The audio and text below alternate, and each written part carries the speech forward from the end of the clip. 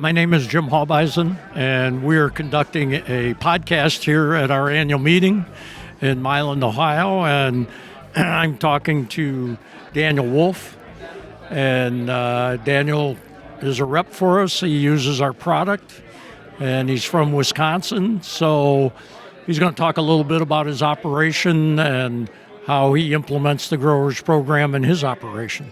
So wherever you want to start, Daniel, it's all yours. Yeah, I'm Daniel Wolf, and we were introduced to the growers, probably 2010, and played with it for several years and become convinced it was a very good product. We could grow crops on a lot less inputs, we felt like, than conventional, and get better feed quality and reproduction in the herd seemed to be better. We strive to foliar spray all our forages. We plant with growers on pretty much every acre that we are planning to harvest. So, and something we actually this year planted a small, when we was doing cover crops, we was putting a small amount down on some of them to see if we could enhance biomass quicker and see how it does, I guess. So in planting, I assume you've got a kit on your corn planter. Do you have a kit on your grain drill also? We do. Yeah. So on the corn planter, we're actually putting growers down in the seed trench, and then 2 inches over on the surface on both sides of the row. I gotcha. So we're running 10 gallons total product, with varied on the grower's side of it, anywhere from 5 to, probably 4 to 7 gallons. Yeah. Now, are you using water with the growers when you're putting a 2x2 in the furrow? Yes, we're putting water. Your total solution would be 10 gallons. I gotcha. Of product, or so, depending on if we're going to foliar spray the growers when we're side dressing or not, I vary the rate. Sure.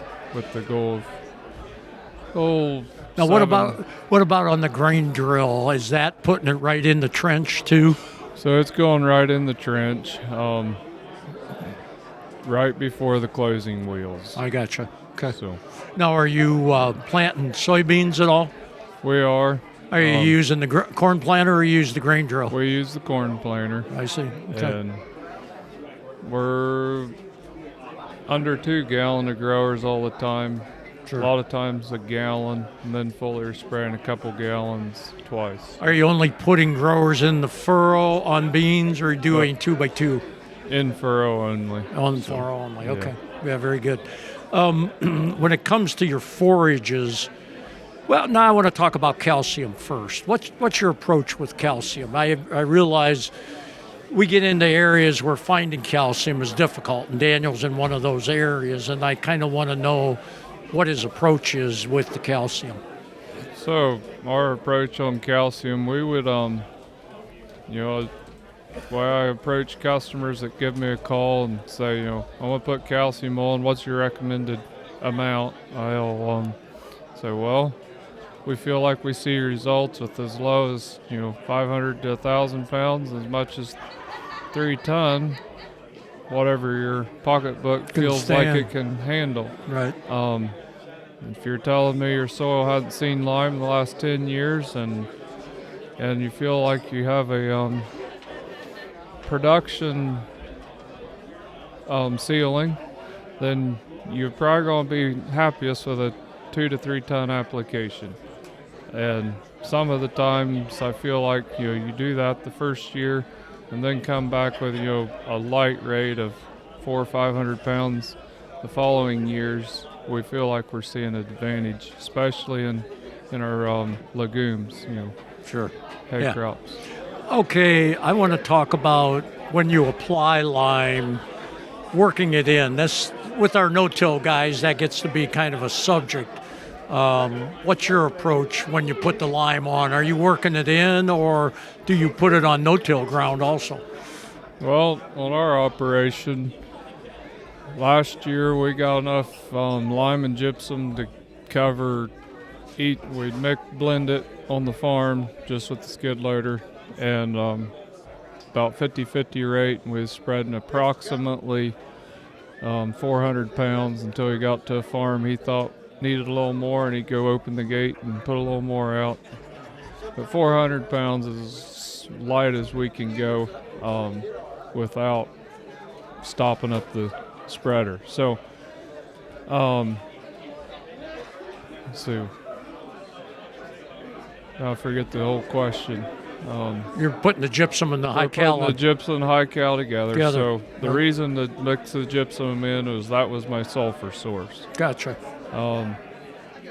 And the calcium was the carrier to dumb that down. It's cheaper than just running all gypsum. Yeah, that's right. For our area. We have found guys in the south that have blended high cal, calcium carbonate, and gypsum, and have been very happy with that. So the synergy of that has been very good, and they're looking for a little bit of sulfur, but again, the high cal or the calcium carbonate's diluting that cost down a little bit. Yeah. And guys they've been pretty happy with it. So, the 2 to 3 ton application, they'll rack up north of $150 an acre real quick in our area due to logistics, but I've seen it pay for itself the first year. Sure. In crop production. I've done it on 2 different farms, that we've kept track of, and feel like it's definitely. We understand, like in legume forages, how helpful that is. Do you think soybeans, you can get it back fairly quickly also? I have not done it with, done the trial on soybeans. It has been on corn, actually, that really? I've always done them numbers on. I see. So what do you do with nitrogen on corn? We have been using 28 for the last 5-6 years only for our nitrogen source, or 32. Right. My goal, I take into account if it was legumes the year before, I take into account manure application, and then I add 28 to hit the 130-40 unit benchmark has been my approach. We've played with the proven 40 the last several years. Got some real interesting results on that. So. Okay, very good. Thanks, Daniel. Appreciate it. This podcast has been brought to you by Growers Mineral. Please visit growersmineral.com.